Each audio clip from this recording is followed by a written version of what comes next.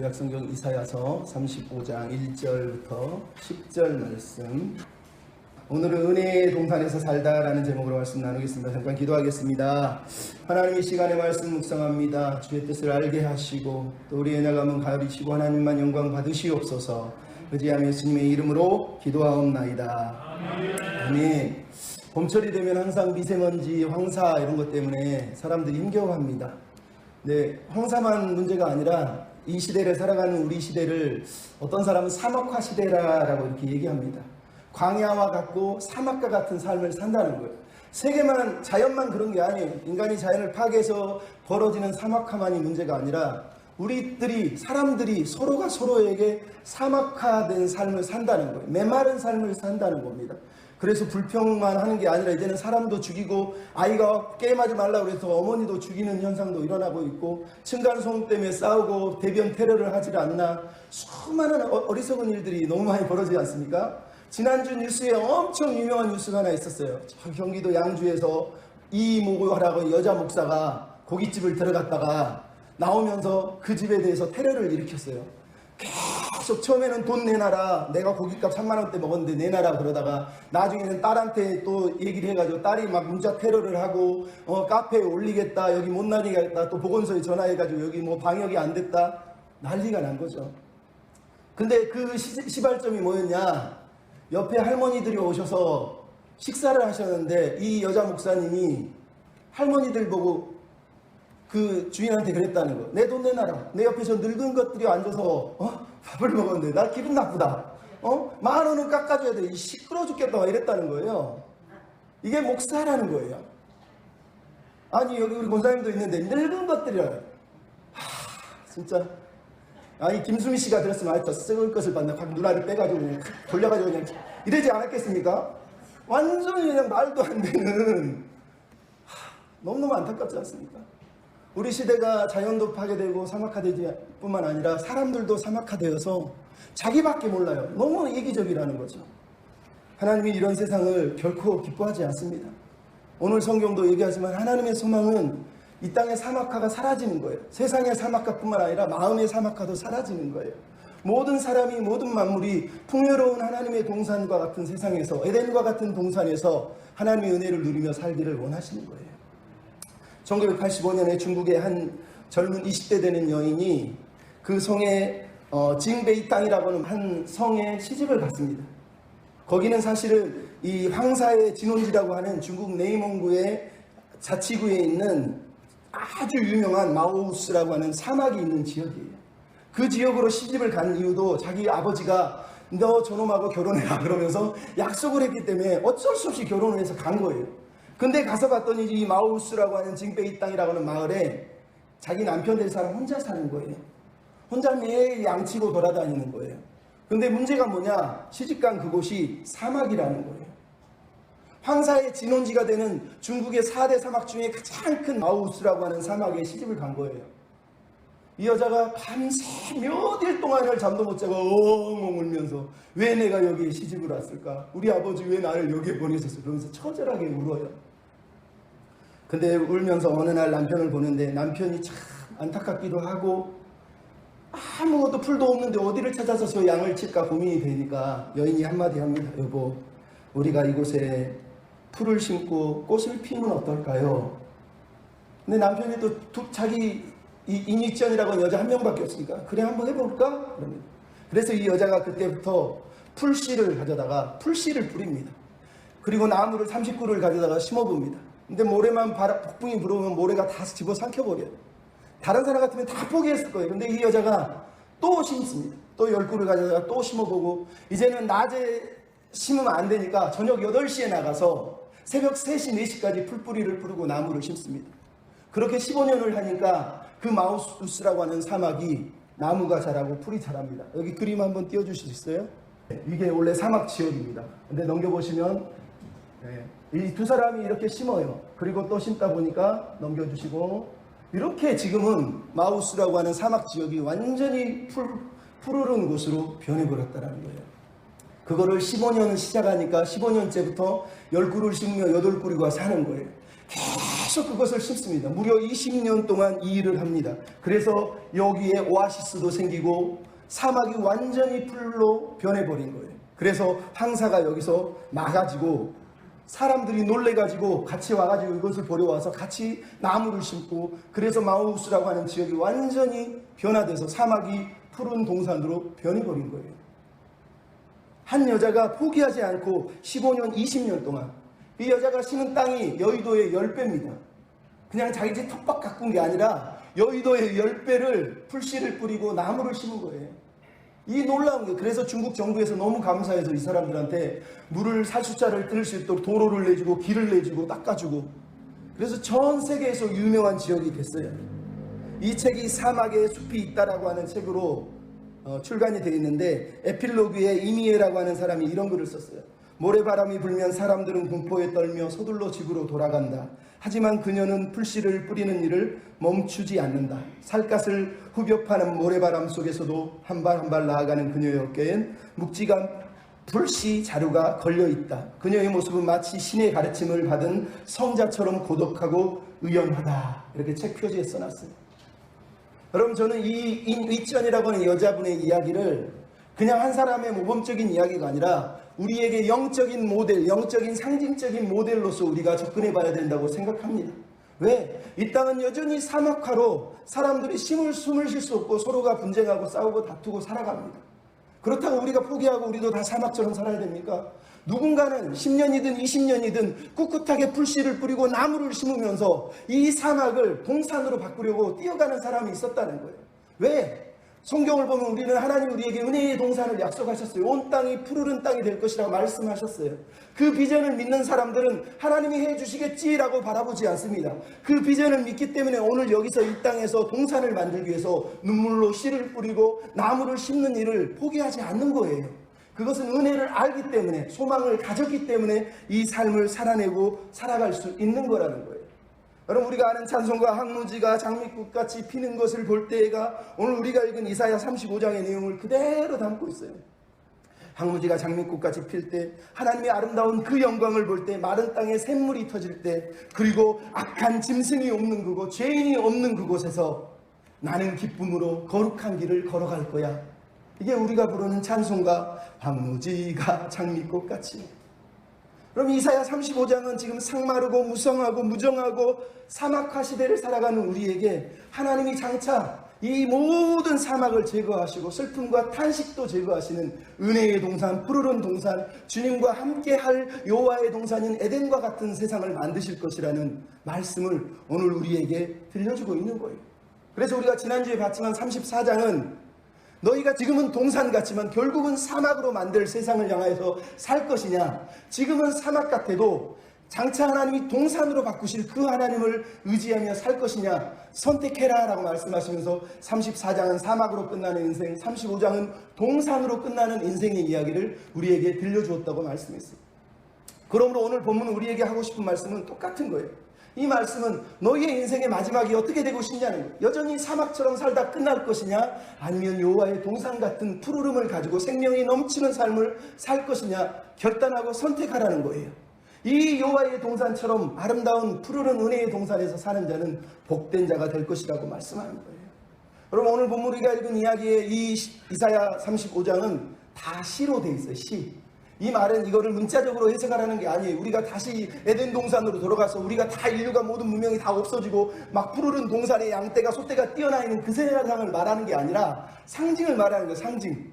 마른 땅이, 사막이, 광야가 뭔지를 아는 것처럼 그 푸르른 동산이 무슨 의미인지 우리는 알지 않습니까? 하나님이 기대하신 그 푸르르고 아름다운 동산을 상상해 보라는 거예요. 그런 삶이 우리 인생 가운데 펼쳐질 수 있다는 거예요. 그 삶을 소망하라는 거예요. 근데 그 삶의 배경이, 모델이 어딥니까? 창세기 1장 2장에 바로 그 에덴 동산을 말해요. 그래서 오늘 보면 이사야 35장은 가만히 묵상해 보면 에덴 동산의 태초의 하나님의 창조 이야기를 사실은 다시 쓰고 있는 거하고 똑같아요. 중요한 건 오늘 우리가 여기서 지금 사막처럼 살아가는 인생일지라도 장차 하나님이 우리 인생을 동산으로 만드실 거라는 거예요. 하나님이 돌아오시면. 그러므로 우리는 하나님을 의지하고 하나님을 신뢰하고 은혜의 동산에서 살 날을 소망하면서 오늘 여기서 그 은혜의 동산에서의 삶을 또한 살아내는 인위전과 같이 비록 푸르른 숲이 언젠간 오겠지만 오늘 한 그루의 나무를 심고 풀씨를 심는 사람이 돼야 된다라고 우리에게 말씀을 하고 있는 거예요. 여러분, 그런 은혜의 동산에서 살아가기 위해서 그러면 우리에게 필요한 삶의 자세들이 무엇이겠습니까? 오늘 보면 1절로 2절을 통해서 하나님이 세상을, 땅을 변화시키는 여호와의 동산으로 바꾸시는 이야기가 등장합니다. 이 말은 따라서 하시죠. 주님 안에서 기뻐하십시다. 오늘 하나님은 우리에게 주님 안에서 우리의 삶의 동산, 은혜의 기쁨의 동산을 우리가 누리고 살 수 있다라고 사실은 말씀하는 거예요. 1절, 2절에 등장하고 있는 내용을 가만히 보십시오. 광야가 있고 메마른 땅이 있고 사막이 있어요. 그 사막이 꽃이 피고 백합화가 무성하고 레바논도 갈멜도 샤론도 아름다움으로 아주 무성하고 아름다운 땅으로 변할 거라는 거예요. 우리는 이미 지난주에 34장에 봤잖아요. 인간의 교만과 탐욕 때문에 에돔이라고 하는 그 성읍과 그 부와 재물로 가득 찬 에돔 성읍이 결국은 하나님이 사막으로 바꾸시고 들짐승이 사는 메마른 땅으로 변화되는 걸 우리가 보았잖아요. 이제 오늘 보면 35장은 거꾸로 얘기하고 있어요. 레바논도 갈멜도 바산도 옛날에 하나님을 의지하지 않을 때는 완전히 사막으로 하나님이 만드셨다면 이제 하나님이 이 땅을 아름답고 풍요롭고 비옥하고 영광으로 충만한 땅으로 다시 변화시키겠다라고 말씀을 하는 거예요. 여러분, 이 본문 속에 나온 게 뭐예요? 땅의 변화예요. 세상의 변화예요. 그동안의 인생은 사막과 같았어요. 이스라엘 백성도 사막과 같은 인생을 살았어요. 왜? 주변에 적들이 너무 많고 매일 핍박을 받는 그 상황에서 사막처럼 변하기 싫은데 중요한 건 세상을 따라가다 결국은 사막으로 변해버리는 인생을 택했거든요. 근데 하나님이 지금 말씀하십니다. 세상을 변화시키시듯이 우리 인생의 사막된 인생도 바꾸실 수 있는 분이 하나님이라고 말씀하시는 거예요. 그 하나님을 만나면, 그 하나님이 우리 안에 임하시면 우리의 인생의 사막이, 우리 삶의 사막이, 이 땅이 변화돼서 아름다운 동산으로 바뀔 수 있다는 거예요. 원래의 모습이 창세기 1장에 나오잖아요. 원래 하나님 지신 땅은 아름다웠다, 보기가 좋았다, 모든 것이 풍요로웠다. 샘물이 터지고 꽃이 피고 나무가 자라고, 말 그대로 풍성하고 풍요로운 땅 아니었습니까?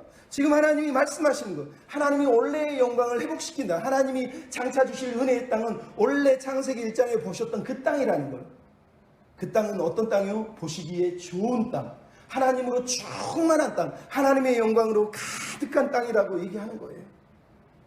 여러분, 우리가 마지막 날에 천국이든 하나님이 만드실 동산에 거하든 그 땅은 원래의 그 모습 그대로, 하나님이 품으셨던 그 모습 그대로의 땅을 말하고 있는 거예요. 그래서 여러분, 옛날에 어떤 사람이 그런 농담 하잖아요. 천국 가면 하나님이 못 알아보신다고. 왜? 얼굴을 너무 많이 뜯어고쳐서, 칼질을 너무 많이 해서 너 누구니? 그런다는 거예요. 이거 온판 그대로 놔두면 나중에 더 아름다워질 수 있어요. 옛날에 예수님이, 이야기지만 천국 입구에 탁 써서 이렇게 보는데 저쪽에서 어떤 할아버지가 걸어오셨어요. 장로님처럼 머리가 큰, 눈에 많이 낯이 익었어요. 그래서 막 달려가서 혹시 누구세요? 그랬더니 혹시 죄송한데 그 자식이 있지 않으세요? 어머니가 낯이, 그러니까 이게 이렇게 해서 난 그 아니세요? 그 아버지 맞냐고 그랬더니 맞다고 그러는. 혹시 그 아버지 아들이 그 있잖아요, 목과 손 못으로 만든 사람 아니에요? 뭐 이런 식으로 표현을 했어. 그랬더니 맞다고 그런 거예요. 그랬더니 예수님이 아이고 아버지 하고 끌어안았어요. 그랬더니 그 사람이 네가 진짜 내 아들이냐? 아이고 피노키오야 이러더라는 거예요. 여러분, 웃자가 하는 얘기지만 천국에 가면 이런 썰렁함이 사라질 거예요. 기쁨이 넘쳐날 거예요. 오늘 본문에서 얘기하시는 게 뭡니까? 기쁨, 즐거움, 아름다움, 무려 2번씩이나 계속 강조, 6번이나 쓰는 단어예요. 하나님 안에서 하나님이 세상을 변화시킬 때 얼마나 우리 인생이 기쁘고 행복할 것인지, 그 기쁨의 이유가 뭐라고요? 갈멜, 레바논, 샤론이 너무 아름다워서요? 아니요. 2절의 마지막에 뭐라고 그러죠? 여호와의 영광, 우리 하나님을 영광, 아름다운 우리가 볼 것이기 때문이라는 거예요. 여러분, 이게 우리가 인생에서 느끼는 가장 큰 기쁨이에요. 여러분, 세상에서 주는 기쁨은 쉬 사라집니다. 하지만 하나님이 주는 기쁨은 사라지지 않아요. 왜? 하나님이 기쁨의 근원이시기 때문에. 그래서 늘 얘기하잖아요. 교회 다니는 사람들에게 기쁨의 이유, 즐거움의 이유는 하나님이신 거예요. 하나님이신 거예요. 하나님이 주는 선물이 아니라 하나님이셔야 되는 거예요. 근데 우리는 매일 선물만 추구하다 보니까 하나님을 믿어도 기쁘지 않아. 교회 다녀도 예배를 드려도 기도를 해도 기쁘지 않아. 저 예배를 왜 드릴까? 마음에 감격이 없어. 왜요? 하나님으로 인한 만족이 없는 거예요. 내가 얻고 싶은 기쁨이 따로 있는 거예요. 그러니까 여기 앉아서 아무리 예배를 드려도 기쁨이, 감격이 없는 거죠. 불행한 거예요. 우리의 기쁨의 이유는 다른 데 있는 게 아니에요. 저기서 열심히 뭘 섬기고 여기다 저기 돈을 쓰고 부자 되고 사업하고 사역하는 게 기쁨이 아니라요. 하나님이 내 안에 계신 게 기쁜 거예요. 내가 하나님을 만난 게 기쁜 거예요. 그래서 예배하는 거예요. 근데 예배를 드려도 기쁨이 없다? 내가 하나님에 대해서 아직도 이해를 못하는 거예요. 내가 믿는 하나님이 가짜 하나님인 거예요. 그거는 좀 죄송하게 얘기하면. 여러분, 하나님 때문에 기쁜 거예요. 하나님은 태초에 만드실 때 보시기에 좋았다 하신 그 세상을 인간에게 주셨잖아요. 그것은 하나님이 그 기쁨을, 그 즐거움을 하나님이 인간과 함께 공유하기를 원하셨다는 하나님 아버지의 마음이란 말이에요. 우리 힘으로 얻으려는 기쁨은 다 재앙으로 끝날 거예요. 하지만 하나님이 주시는 기쁨은, 하나님 때문에 누리는 즐거움은 쉬 사라지는 게 아니에요. 세상의 모든 기쁨, 모든 영광은 다 풀의꽃처럼 사라지고 잎처럼 뚝뚝 떨어져 없어질 거지만 하나님이 주시는 기쁨의 영광은 영원히 남는 거예요. C.S. 루이스라고 하는 사람이 그런 얘기를 그래서 했어요. 사단은 절대로 기쁨을 만들어내지 못한다. 사단은 기쁨을 못 만들기 때문에 하는 일이 뭐냐? 기쁨을 비틀고 뒤틀어서 가짜 기쁨을 만들고 이게 진짜야 라고 얘기한다는 거예요. 근데 사람들이 가짜 기쁨에 취해가지고 진짜 기쁨을 모르니까 사단이 뒤틀어 놓은 걸 가지고 그게 기쁨인 줄 안다라고 신랄하게 비판을 합니다. 여러분, 그래서 C.S. 루이스가 이런 얘기를 했어요. 복음서를 보면 하나님이 우리 인간에게 주시고자 하는 기쁨이 얼마나 큰지 모른다. 우리 주님은 우리에게 너희는 갈망이 너무 크다고 말하는 게 아니라 너무 약하다고 말씀하신다는 거예요. 너희는 갈망이 너무 약해서 내가 무한한 기쁨을 주겠다고 말씀을 하는데도 불구하고 술과 섹스와 야망에 집착하는 냉담한 피조물이 됐다는 거예요. 그게 기쁨인 줄 알고. 그래서 마치 아버지가 야 바닷가에서 우리 휴가 가자 그랬더니 그게 무슨 뜻인지를 모르고 빈민가 한 구석지에 진흙 파이를 만들며 사는 게 우리 인생이라고 얘기하는 거예요. 그럼 이게 우리의 모습이에요. 하나님 안에서 기쁨을 이해하면 바닷가에서 휴가를 즐기자, 그게 무슨 뜻인지 알 거예요. 하나님이 무한한 기쁨을 주시겠다고 말씀하실 때 그 기쁨이 무슨 기쁨인지 알면 술과 섹스와 마약에 취해서 살지 않을 거라는 거예요. 여러분에게 이런 기쁨이 있습니까? 정말 하나님 때문에 기쁘십니까? 기쁜 백성이 되셔야 됩니다. 두 번째로 따라서 하시죠. 하나님께만 소망을 둡시다. 3절로 4절에 보면 하나님이 회복시키는 두 번째 회복이 뭐냐? 소망의 회복이에요. 마침내 왕이신 하나님이 돌아오실 거라는 거예요. 그러면서 이사야가 지금 하나님이 돌아오신다 라고 하는 감격을 가지고 벅찬 가슴으로 자기 공동체 백성들에게 격려를 하는 내용이 3절로 4절이에요. 여기서 너희는 이라고 말하는 건 이사야가 하나님을 믿는 백성들에게 지금 하는 권면이에요. 권면. 근데 그들이 지금 어떠하고 있습니까? 그들은 지금 손이 약하고 떨리는 무릎과 겁내는 마음으로 사는 사람들이, 현재 이스라엘 백성들은 사막과 같은 메마른 땅에 살면서 벌벌벌벌 떨면서 주변의 강대국의 이어 앞에서 손도 막 벌벌벌 떨고 다리도 막 무릎이 벌벌벌벌 떨리는 그런 위축된 삶을 살고 있단 말이에요. 근데 지금 이사야가 뭐라 그럽니까? 너희는 너희 서로에게 격려를 하라는 거예요. 너희 서로에게 격려를 해서 하나님이 돌아오신다라는 소문을 내라는 거예요. 왕이 오실 거라는 거예요. 그래서 지금 뭐라 그럽니까? 그들에게 말하기를 굳세어라, 두려워하지 말라, 놀라지 말라. 굳세어라, 강해라, 놀라지 말라, 두려워하지 말라. 이 얘기를 지금 하라고 말씀하는 거예요. 여러분, 공동체가 존재하는 이유가 여기 있어요. 이 땅에 교회를 하나님이 세우신 이유는요, 다 같이 복받고 누리기에 세운 게 아니라요, 약한 자, 부족한 사람, 넘어진 사람 일으켜 세워주기 위해서 공동체를 세운 거예요. 하나님을 믿는 사람은, 하나님이 다시 돌아오실 거라고 하는 것을 아는 사람은 쓰러진 사람, 넘어진 사람, 약한 사람을 일으켜 세워줘야 돼요. 그게 이사야가 하는 권면이에요. 하나님이 장차 은혜의 동산을 회복시키시러 오실 것인데 그 하나님을 진짜로 믿는다면 형제를 붙들어 주라는 거예요. 자매를 일으켜 세워주라는 거예요. 그래서 말씀하시는 거 아닙니까? 겁내는 자들의 일을 굳세어라, 두려워하지 말라. 보라, 하나님이 오실 것이다. 오셔서 보수하실 것이다. 복수하실 것이다. 갚아주실 것이다. 다시 구원해 주실 것이다. 이 얘기를 하고 있잖아요. 우리가 이사야 34장 8절에 이미 얘기했잖아요. 하나님이 돌아오시면 어떻게 해요? 에돔은 멸망하시지만 그 멸망의 날이 우리에게는 신원의 날, 보복하시는 날이라고 얘기했잖아요. 하나님이 갚아주신다는 거예요.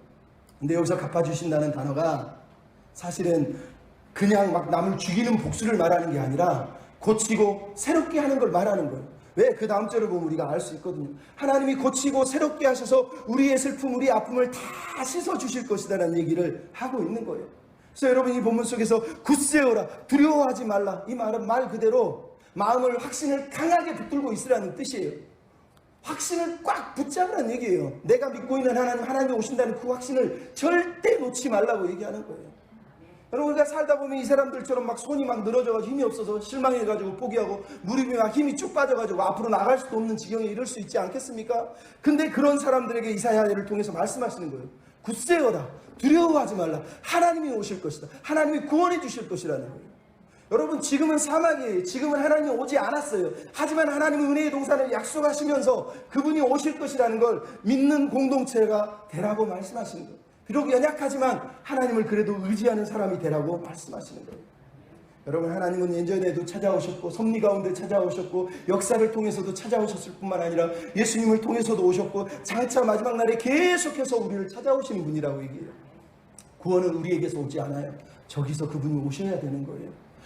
이사야뿐만 아니라 말라기 3장 1절에 보면 구약의 마지막 성경까지도 마지막 소망이 뭡니까? 하나님이 오시는 거예요. 하나님. 말라기 3장 1절에 만군의 여호와가 이르노 보라 너희가 구하는 바 주가 갑자기 오시리니 주님이 오셔야 소망이 있는 거예요. 그럼 여러분, 우리는 연약하지만 연약한 사람 그대로 사는 것이 중요한 것이 아니라 그래도 하나님을 의지하는 게 중요한 거예요. 의지하는 거예요. 지금 말하는 건 그거예요. 하나님께 소망을 두라는 거예요. 비록 지금 막 떨리고 두렵고 여기서 겁이 나다는 말은 막 초조하고 막 불안하고 어찌할 바를 모르는 사람을 지금 겁내는 자들이라고 히브리어로 말해요. 막 벌벌벌 떨고 있는 사람이에요, 말 그대로.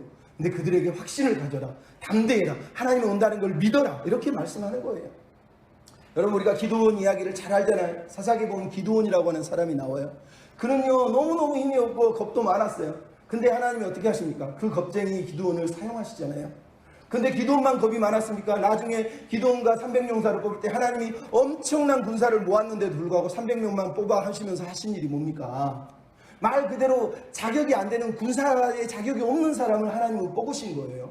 하나님이 이렇게 겁쟁이들을 외면하십니까? 그들을 통해서 하나님 당신을 드러내시는 거예요. 그래서 철로 역정에 보면 크리스찬이라고 하는 한 기독도가 경건과 자비와 신중이라고 하는 순례자 옆에 있는 동물을 만나가지고 끌고 갔는데 무기창고를 데려갑니다. 무기창고에 갔더니 하나님의 무기창고에 뭐가 있었냐? 전신갑주, 투구, 신발, 흉배, 뭐 다 칼까지 다 있는데 그 중에 신기한 게 하나 있어요. 그게 뭐냐? 기드온의 빈 항아리와 횃불, 나팔이 있었고 야엘의 말뚝과 몽둥이가 있었다는 거예요. 여러분, 이게 무슨 말인지 아시죠? 하나님은 약한 자를 사용하세요. 약한 자가 하나님을 의지하면 여전히 하나님을 그럼에도 신뢰하는 자를 사용하신다니까요. 여러분, 사람들이 시스라가 드보라가 시스라가 막 공격해 오니까 막 싸울 준비도 못하고 막 사사가 그러지 않습니까? 근데 야엘이라고 하는 한 여인은 그 나쁜 놈을 집에 끌어들여서 우유를 탄 술을 먹여서 잠재운 다음에 말뚝으로 머리를 찍어 박으잖아요. 그래서 죽이잖아요. 그 여자는 너무 연약했지만 믿음으로 살았단 말이에요. 기드온의 300명사 항아리를 들고 깨뜨리면서 횃불을 들고 기드온이여 하나님이여 이렇게 부르짖었던 그 사람들, 자기들은 아무 힘도 없어요. 그냥 항아리 깨지는 것처럼 인생이 깨지는 걸로 끝나는 거예요. 하지만 그들이 부르짖었던 하나님이 그들을 구원해 주셨단 말이에요. 여러분, 이게 우리에게 주시는 하나님의 권면이고 위로예요.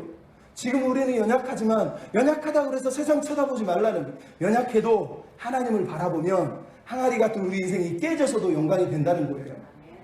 그런 믿음을 가지셔야 됩니다. 그래서 히브리서 12장에 보면 무슨 말씀이 나옵니까? 형제들아, 너희는 피곤한 손과 연약한 무릎을 일으켜 세우고 너희 발을 굳은 길을 만들어 저는 다리로 하여금 어그러지지 않고 고침을 받게 하라는 거예요. 이사야나 오늘 본문이 똑같아요. 저는 다리, 떨리는 무릎, 약한 손, 이 모든 것들을, 피곤한 손을 일으켜 세우고 무릎을 일으켜 세우고 저는 다리로 바로 걷게 하는 힘이 어디서 옵니까? 예수님을 바라볼 때, 하나님을 의지할 때 온다고 얘기하는 거 아닙니까? 여러분, 우리에게 필요한 건 바로 그거예요. 여호수아가 모세가 죽었을 때 얼마나 두려웠습니까? 근데 여호수아에게 하나님 주신 명령이 무려 3번이나 반복한 게 뭐예요? 너는 마음을 강하게 하고 담대히 하라. 강하게 하고 담대히 하라. 강하라, 담대하라. 여러분, 계속 강하라, 담대하라를 주문하시는 하나님을 우리가 기억해야 돼요. 강하라, 담대하라, 이게 무슨 말이에요? 그래, 넌 마음이 강해져서 네 힘으로 전쟁 준비를 하고 너는 마음이 강해져서 네 힘으로 자신감을 갖고 회복해라, 이 얘기를 하는 거예요? 아니요. 여호수아 보면 뭐가 나옵니까? 너는 마음을 강하고 담대히 해서 말씀을 지키라는, 너는 마음을 강하고 담대히 해서 사명을 붙들라는 거예요. 너는 마음을 강하고 담대히 해서 네 하나님이 너와 함께 계신 사실을 믿으라는 거예요. 여러분, 우리가 강하고 담대해지는 마음의 핵심은 그것을 통해서 내가 무슨 일을 하는 게 아니라 그분이 내 곁에 계시는 것을 강하고 단단히 믿으라는 거예요, 사실은. 그래서 말씀을 읽는 거예요. 그래서 소명을 붙드는 거예요. 그래서 내 곁에 계신 하나님을 붙드는 거예요. 그게 하나님 우리에게 요구하시는 삶이에요. 오늘 주님 안에서 기뻐하는 사람은 은혜의 동산에서 사는 거예요. 오늘 하나님께 소망을 두는 사람은 사막 속에 있지만 여전히 은혜의 동산에 살아가는 존재들이 되는 겁니다. 세 번째로 따라합시다. 하나님의 형상대로 삽시다. 네. 오늘 본문 5절로 7절은 하나님의 형상을 회복하시는 것을 오늘 본문이 얘기하고 있어요. 여러분 5절, 6절, 7절의 내용 중에 특별히 5절, 6절에 하나님이 그때에 오시면 그때에 반복하시는 단어가 나옵니다. 그때 하나님이 오셔서 하실 일이 뭐냐? 세상을 뒤집어 엎는 일 이전에 제일 먼저 하는 게 당신의 백성을 회복하시는 일이라는 거예요. 당신의 백성을 고치신다는 거예요. 여러분 눈을 고치고 귀를 고치고 입을 고치고 다리로 뛰게 하신다고 얘기하는 거예요. 이게 예수님의 사역 아닙니까? 우리가 예수님 사역 지난번에도 얘기했지만 세례 요한이 뭐라 당신이 오실 그입니까? 그랬더니 예수님이 뭐라고 해요? 성경대로 눈먼 자가 눈을 뜨고 벙어리가 말을 하고 여러분 그렇게 얘기하시는 거예요. 여러분 착각하면 안 돼요. 성경 시대에는요 예수님 시대 이전에 유대인들에게요 사람이 죽었다 살아나는 건 아무것도 아니에요. 병자 고치는 건 누구나 할 수 있었어요. 좀 죄송하지만 그 당시 문화에서 하나님만 하실 수 있는 게 뭐냐? 눈먼 사람이 눈을 뜨는 거예요. 귀머거리가 듣는 거예요. 말 못한 사람이 말하는 거예요. 안진뱅이가 일어나는 거예요. 실제로 유대인들은 그렇게 믿었어요. 누가 병 죽었다 살았대. 그거는 기적이 아니었어요. 왜? 죽은 게 아닐 수 있으니까. 누가 병을 고쳤대요. 그거 의사스로 고칠 수 있는 거예요. 하지만 눈을 못 보는 사람이 눈을 보고 못 듣는 사람이 듣고 말 못하는 사람이 말하는 건 이거는 하나님만이 하시는 일이에요. 구약의 어느 선지자들도 이 일을 못했기 때문에 하나님만이 하시는 일이라고 믿은 게 유대인들이에요. 근데 예수님이 대답을 그렇게 하신 거예요. 네가 가서 보고 들은 대로 얘기해줘라. 눈먼 자가 보고 귀 먼 자가 듣고 말 못한 자가 말하지 않느냐라는 걸 얘기하라는 거예요. 여러분 예수님의 사역이 그거였다는 거예요. 왜 예수님이 그 사역을 했겠어요? 이 이사야의 말씀대로 단순히 병을 고치기 위해서 하는 게 아니라 눈과 귀와 입과 저는 다리를 회복시켜서 하나님의 백성, 하나님의 원래 의도하셨던 사람, 온전한 인간의 모습으로 회복하시는 게 하나님의 마음이셨다는 거예요. 그게 바로 예수님의 사역이고 제자들의 사역이에요. 사도행전 2장에 베드로가 성전 미문에 앉은 댕이 거지에게 뭐라 그럽니까? 너는 나사렛 예수 이름으로 명하니 일어나 걸으라. 걸떡 일어나서 저는 다리로 막 뛰면서 찬양하잖아요. 오늘 본문도 저들이 저는 다리로 일어나서 뛰면서 혀로 노래한다고 얘기하잖아요. 예수님의 사역도 제자들의 사역도 똑같아요. 하나님이 꿈꾸셨던 그 회복이 예수님의 오심으로 시작된 거고 장차 온전케 될 거예요. 여러분 이런 기쁨을 우리가 누리고 살아야 되지 않습니까? 내 눈을 열어서 주님을 보게 하고 내 귀를 열어서 주의 말씀을 듣게 하고 내 입을 열어서 주님을 찬양하게 하고 내 발로 뛰면서 높이면서 하나님의 증거를 위해서 살게 하시는 게 은혜가 아니면 뭐냐고요. 그래서 우리는 교회 다니면서 행복해야 해요. 이런 온전한 행복이 어디 있습니까? 우리 권사님도 우리 저 빈양호 형제도 눈이 좀 앞에 안 보일 때 얼마나 불편하겠어요. 다리 한번 다쳐보세요. 못 걸으면 얼마나 불편해요. 발가락 하나만 다쳐도 뭐 걷지를 못하는데 온전하게 회복돼서 막 말하고 춤추고 노래하고 뛰는 이게 얼마나 감사합니까? 여러분 이런 기쁨이 하나님이 우리에게 주시려 하는 거라는 거예요. 하나님의 형상이 회복되는 거예요.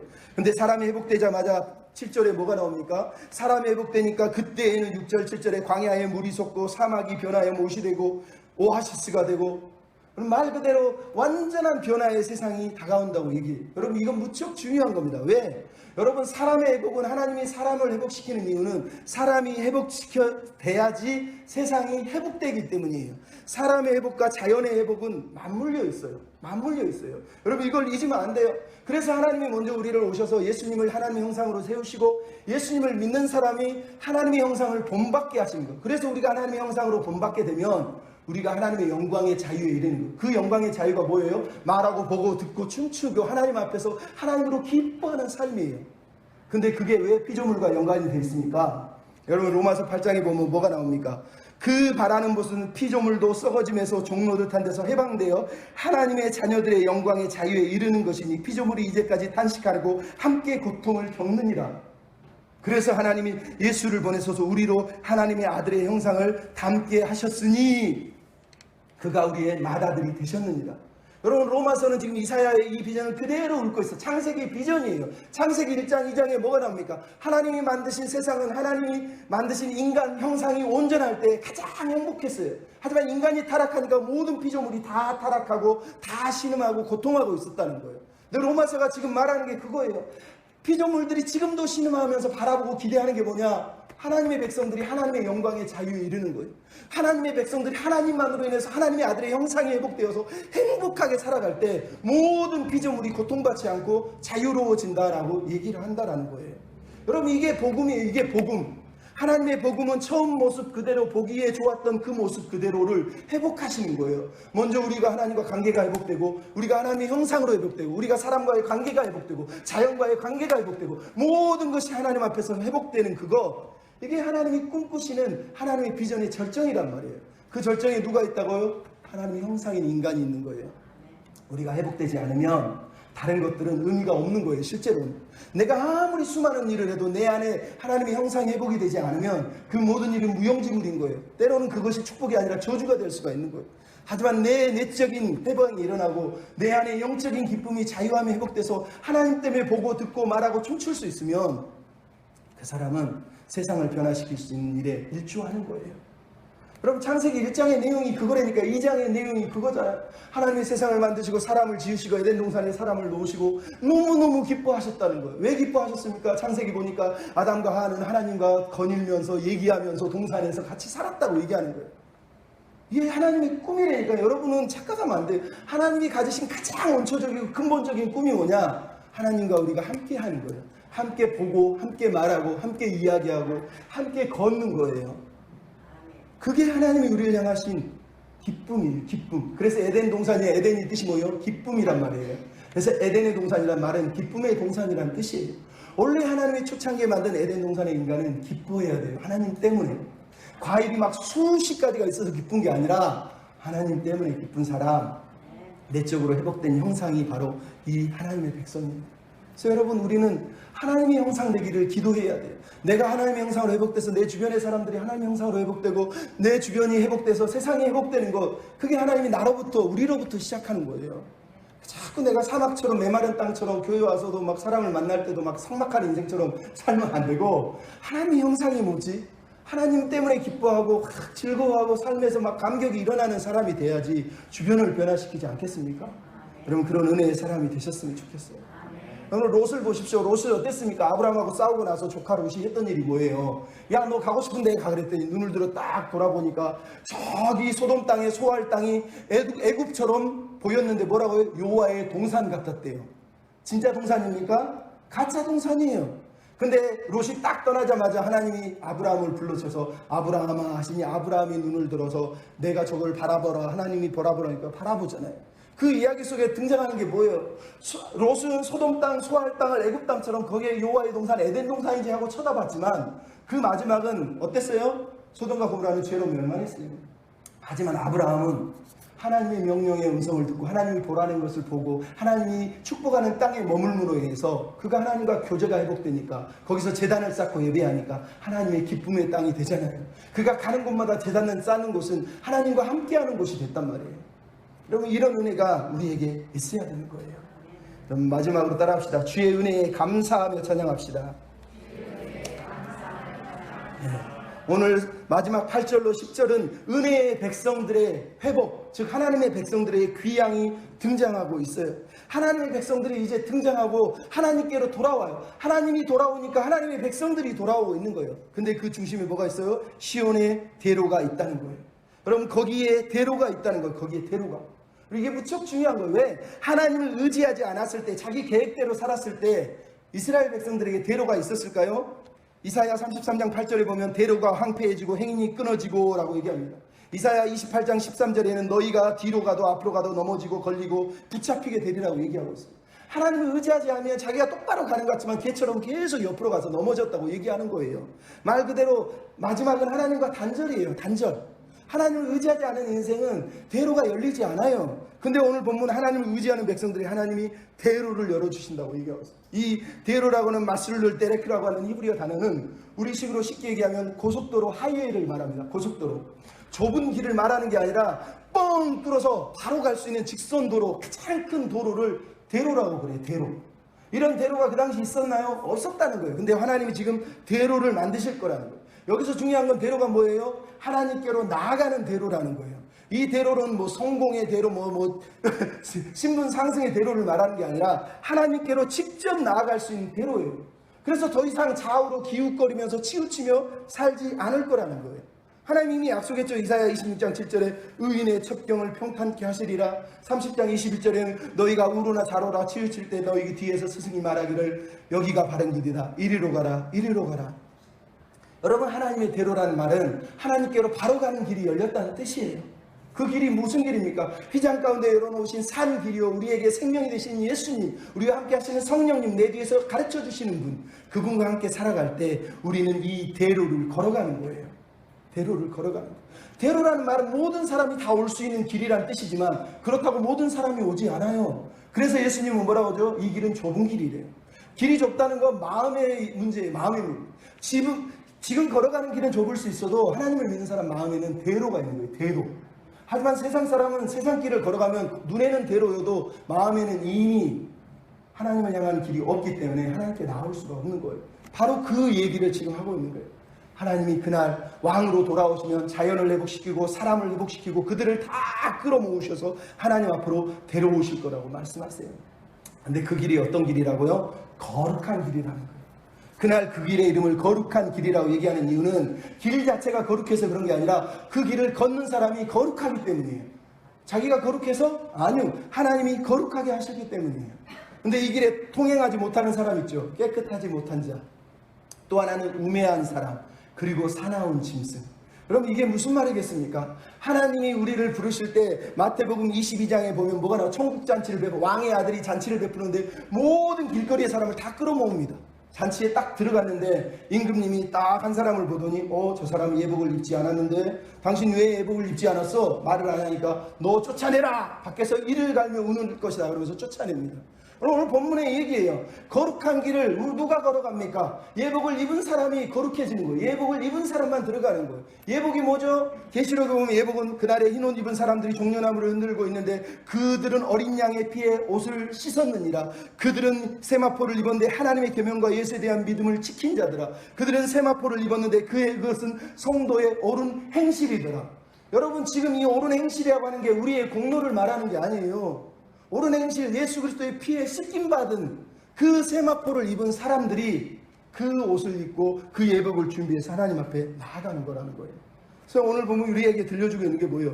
통행이 허락된 사람들은 구속받은 사람이에요. 대속받은 사람이에요. 구속과 대속은 똑같아요. 구속받았다는 얘기는 고엘이에요. 고엘. 우리 가족 중에 어려움을 당하는데 아무도 안 도와주는데 내가 네 가족이야 그러면서 그 모든 어려움을 대신 지는 사람을 고엘이라고 그래요. 구속이에요. 대속은 뭐죠? 누군가가 피해를 엄청 입는데 누가 나타나서 대신 돈으로 갚아서 해결해 주는 걸 말하는 거예요. 우리가 잘 알던 말 그대로 오늘 본문에 나오는 구속과 대속을 입은 사람만 이 길을 걸어가는 거예요. 그 사람만 거룩해요. 그 조건이 뭐예요 그러면? 은혜라는 거예요. 은혜. 여러분, 은혜 없이는 이 길을 걸어갈 수가 없다라고 얘기를 하는 거예요. 우리는 다 은혜에 의해서만 이 길을 걸어가는 거예요. 여러분, 은혜 없이는 걸어갈 수가 없는 길이 바로 이 대로. 하지만 우리는 대로가 있잖아요. 은혜로 가니까. 이 길을 걸어가는 사람들의 모습이 뭡니까? 노래하면서 걷는데요. 노래하면서. 여러분, 노래하면서 걷고 있습니까? 바울과 실라는 감옥에서도 노래를 했대요. 근데 우리는 노래할 이유가 있을 때만 노래를 하니 얼마나 안타깝습니까? 노래해야 됩니다. 여러분, 그래서 마지막에 도착한 게 무엇입니까? 바로 시온이라고 합니다. 시온. 그들의 목적지에 도착하니 시온에 도착했다라고 마지막 보면 10절에 얘기해요. 시온에 이르러. 여러분, 이게 하나님의 마음이에요. 우리가 도착한 곳은 시온이에요. 시온이 어딘가? 아버지가 계신 곳, 하나님이 계신 곳, 하나님의 처음 동산인 에덴 동산과 같은 곳, 예배의 자리, 마지막 시온은 우리의 순례가 끝나는 자리를 바로 시온이라고 얘기를 하는 거예요. 우리를 이 시온으로 하나님이 부르고 계신 거예요. 그 산에 이르면 거기에는 영영한 희락과 기쁨과 즐거움이 있고 슬픔과 탄식이 다 사라져 버렸다고 얘기하고 있어요. 여러분, 이 말 속에서 우리가 기억해야 될 게 이겁니다. 왜 우리가 시온으로 가면 왜 시온에서 행복할까요? 하나님 때문이라는 거예요. 이 이야기의 처음부터 시작, 결론은 다 똑같아요.